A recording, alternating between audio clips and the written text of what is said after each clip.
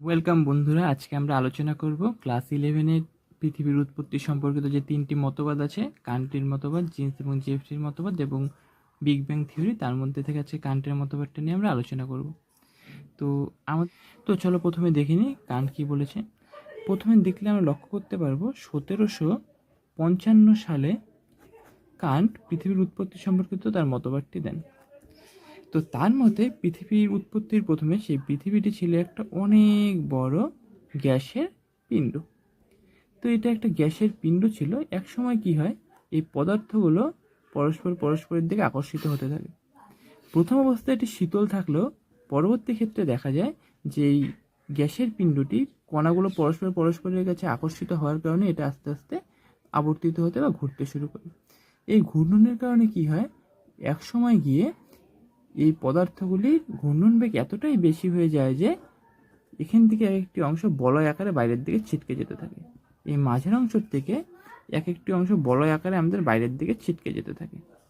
এইভাবে বলয় আকারে বাইরের দিকে ছিটকে যাওয়ার কারণে এই বলয়ের উপাদানগুলো একসাথে মিলিত হয়ে এক একটি গ্রহ তৈরি করে এবং মাঝে যে অংশটি পড়ে থাকে সেটা থেকে আমাদের সূর্য সৃষ্টি হয় এবং এই বলয়গুলি থেকে পরে এক একটা গ্রহের সৃষ্টি হয়।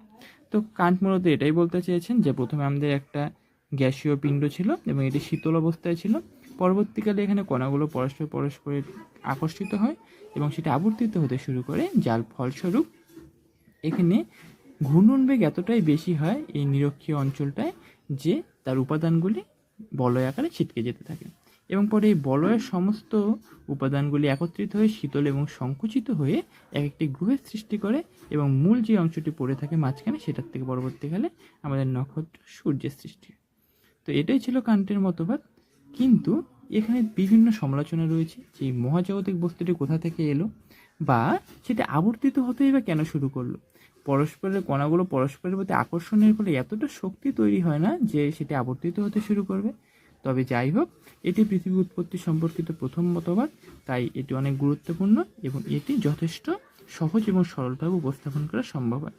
তো এই গ্যাসীয় গোলার থেকে পৃথিবীটা সৃষ্টি হয়েছে, তাই এই মতবাদটিকে গ্যাসীয় মতবাদও বলা হয়ে থাকে এবং এই মতবাদটি 1755 সালে কান্ট দিয়েছিলেন এবং তিনি ছিলেন একজন জার্মানি দার্শনিক।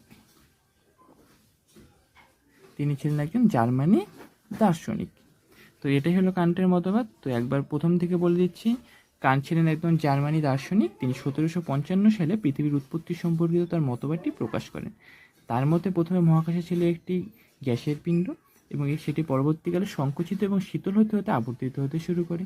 পরবর্তীকালে দেখা যায় যে আবর্তন বেগ এতটাই বেড়ে গেছে যে তার উপাদানগুলি বলয় আকারে বাইরের দিকে ছড়িয়ে যেতে থাকে এবং পরবর্তীকালে একই উপায়ে এই বলয়ের উপাদানগুলি সঞ্চিত হয়ে বিভিন্ন গ্রহ উপগ্রহের সৃষ্টি করে এবং মাঝখানের অংশটার থেকে সূর্যের সৃষ্টি হয়। তো তোমাদের আশা করি এই কনসেপ্টটা বুঝলে তোমাদের বাকি অংশটা বুঝতে খুবই সুবিধা হবে। Thank you for watching my videos.